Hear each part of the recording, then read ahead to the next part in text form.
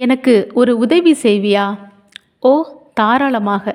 முகமலர்ச்சியோடு செய்கின்றவங்க ஒரு சிலர் தான். உன்னோட வேலையை நீ பார்க்க வேண்டிதானே என்று முகம் சுளித்து செல்கின்றவர்கள் நிறைய பேர் உண்டு. ஆனால் அழைக்கப்பட்டவர்களுக்கு, அதாவது ஆண்டவர் இயேசுவால் அழைக்கப்பட்டவர்களுக்கு தனக்கென்று எந்த வேலையுமே இல்லைங்க. பிறருக்காக, பிறர் நலனுக்காக உழைப்பது மட்டுமே அவர்களின் வேலை. அதாவது இயேசு சபையில் தொடக்கத்தில் புனித இன்னாசியாரோடு ஒரு 10 பேர் இருக்கிறாங்க. அந்த 10 பேரில் ஒருத்தர் இந்தியாவுக்கு வரணும். ஆனால் அவங்க சிக்காயிடுறாங்க.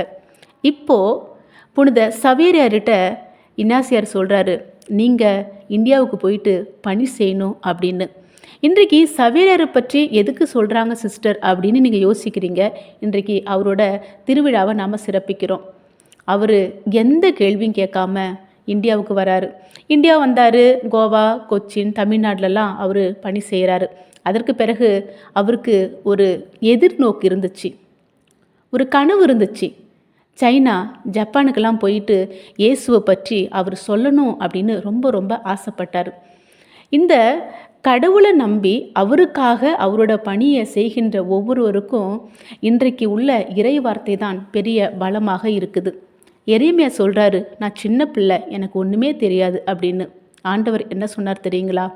சிறு பிள்ளை நான் என்று சொல்லாதே, யாரிடமெல்லாம் உன்னை அனுப்புகின்றேனோ அவர்களிடம் செல், அவர்கள் முன் அஞ்சாதே, ஏனெனில் உன்னை விடுவிக்க நான் உன்னோடு இருக்கிறேன் என்கிறார் ஆண்டவர்.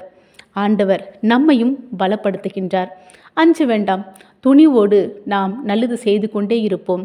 அனைவருக்கும் திருவிழா நல்வாழ்த்துக்கள்.